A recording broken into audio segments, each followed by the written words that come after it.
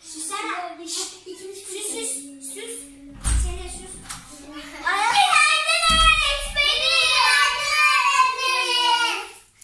Evet, bugün sizlerle elektrik bağlantıları, yani burada elektriğimiz nereden geliyor bizim? Kim söyleyecek? Ben. Kim? Nereden geliyor? Nereden geliyor? Ben söyleyebilir miyim? Var mıydı? Pilden. Evet.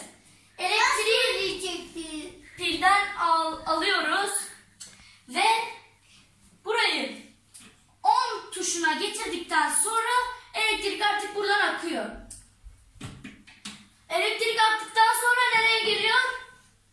Bunun adını bilen? Ben. Doğa. Değil mi? Ne? Bunun adını bilen? Bir dakika buldum gibi. Din. Kızaklı dim. Kızaklı din. Öğretmenim. Daha söylemene gerek kalmamıştı ama. Neyse. İşte bu kızaklı dimimiz yani sıfırdayken elektrik burada tıkanıyor. Gitmiyor öbür tarafa. Yüze gelince tıkanmıyor. 100 demeyelim ona. Sonra gelince akıyor. Akınca nereye gidiyor elektrik? Bunun adını bilen? Ben. Kablo. Değil. Elektrik. Değil. Ev yakın mı elektrik? Yok. Çok mu uzak? Adını soruyorum. Nasıl yakın olsun? Kablo.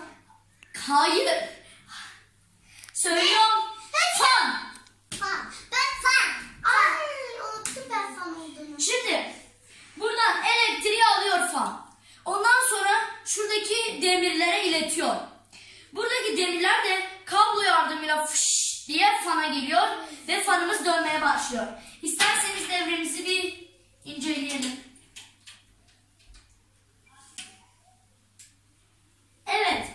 Şimdi devremiz bu şekilde. İlk önce pilimizi açıyoruz. Elektrik gitti mi? Gitti. Ama burada tıkandı.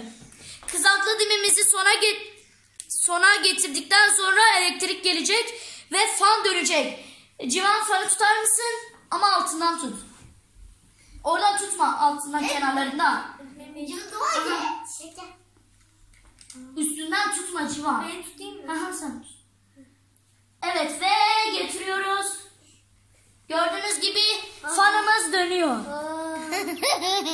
Bakayım. Oh be. Durdurduk fanımızı. Ve Ben değiştirelim. bugünkü deneyimiz ne hakkında? Daha doğrusu bugünkü deneyimizin adı ne? Soruyor parmaklar. Meryem, sen söyle. Sen bilemezsin. Bir şey olmaz. Bilmiyorum ben. Abim söylesin. Tamam.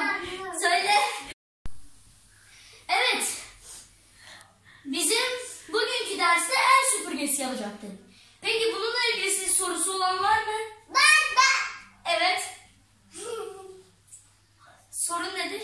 Malzeme. Malzeme bir Twin robotik sanat kutusundan çıkan şeyler. Yani bir yuvarlak sünger, bir süpürge kartonu, yapışkan ve renkli hamur, içi kare olan yuvarlak sünger ve iki tarafı çift taraflı bantlı olacak şekilde, güç, kızaklı dim ve fan. Evet. Şimdi evet. Öğretmenim tuvalete gidebilir miyim? Tamam, gidebilirsin. Ama bakın, sadece bu arkadaşınıza izin verdim. Başka kimseye izin vermedim. Arkadaşlar. Ne bileyim ben. Tamam, sessizlik. Şimdi başlayacağız. İlk önce nereden başlayacağız? Hop oradaki. Gel buraya. Tamam. Gel buraya dedim sana. Gel buraya. Geç, burada tek ayak üstünde bekliyorsun. Geç. Orada değil, burada. Yanımda duracaksın. Burada. Tek ayak üzerinde. Siz de o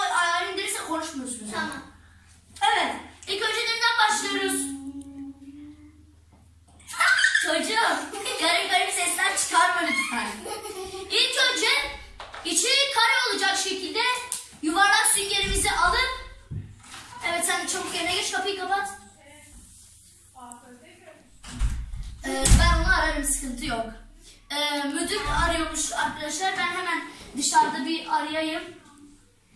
Çocuğum sen de geç yerine.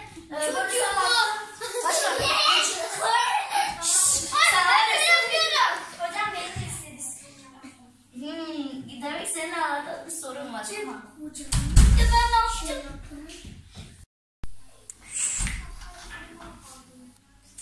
Arkadaşınız Merhaba öğretmenim.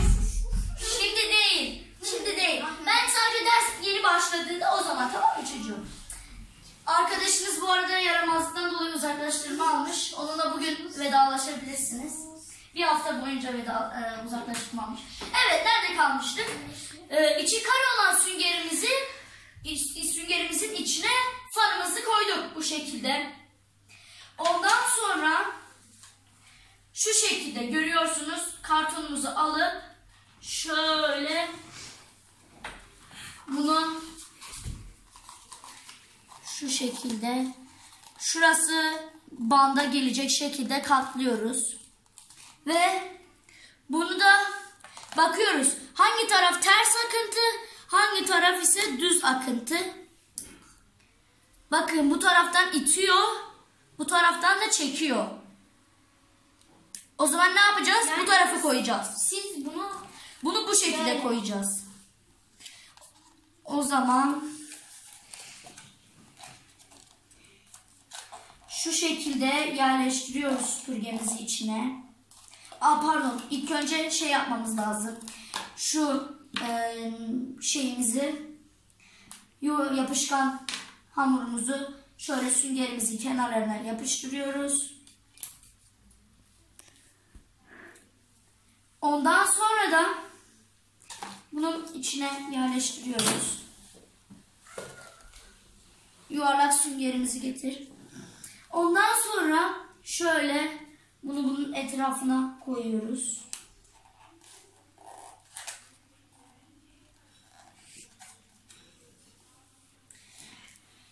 Evet. Ondan sonra da şöyle bir dakika size bir şey göstereyim. Yuvarlak süngerimizi alıp şöyle pervanenin şu uç kısmına yerleştiriyoruz. Çıktı. Bir daha koyuyoruz.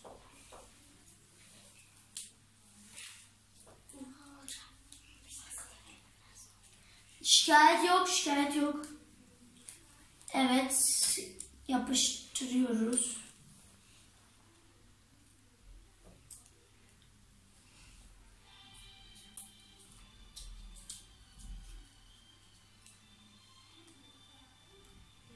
Ve bu kenardaki şey çıktı, yapışkan hamur, onu da takıyoruz. Ondan sonra da bunu buranın içine yerleştiriyoruz. Bunu çıkmasın diye etrafını şu şekilde koyuyoruz. Ondan sonra da birkaç peçete parçası alıp yanımıza geliyorum hemen. Sonra da süpürgemizi tamam sen git getir o zaman. O sırada ben de sizlerle bir konuşma yapacağım. Bu icat hakkında bir sorusu olan var mı arkadaşlar? Var. Evet Civan, ne sorun var?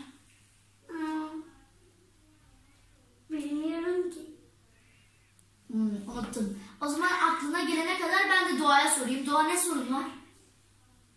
Ben böyle yapmadım ki, böyle yaptım. Neyse. Evet Meryem, senin de sorun var. Ben de bilmiyorum. Yapacak bir şey yok. Hiçbirinizin sorusu yokmuş. O zaman ben kendi soruma bir soru vereyim.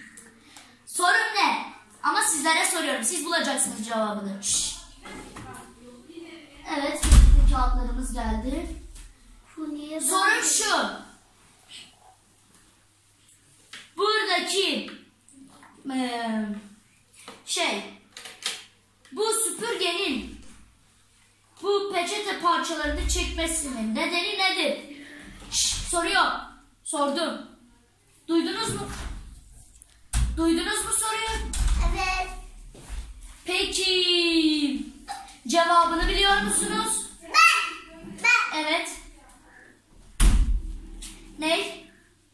Bileceğim hakkında. Hakkında bileceğim. Sorumda kafamı Tamam, sen bilirsin o zaman. Ben sorumun cevabını söylüyorum. Tamam, sen söyle.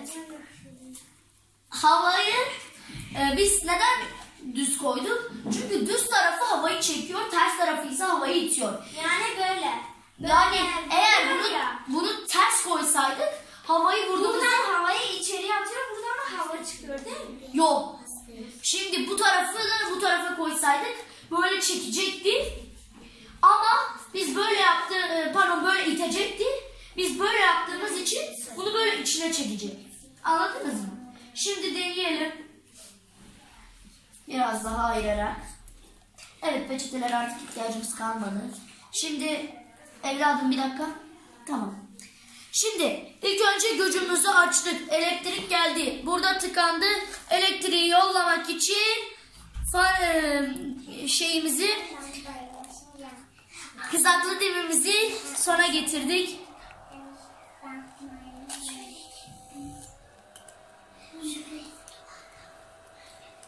Parçalayıp arkadan atıyor bu arada bizimki. Öğretmenim, çocuk bayıldı.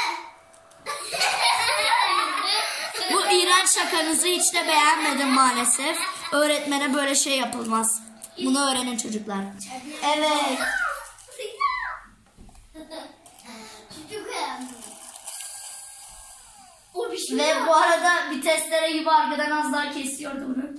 Şimdi bırakıyoruz. Ve gördüğünüz gibi süpürgemizi şöyle bırakabiliyoruz. Yani bunu kısaca şöyle yapabiliriz. Çekip bir kutu bulup o kutunun içine aktarabiliriz. Evet çocuklar, teneffüs vaktidir, çıkabilirsiniz dışarı. Size de görüşmek üzere.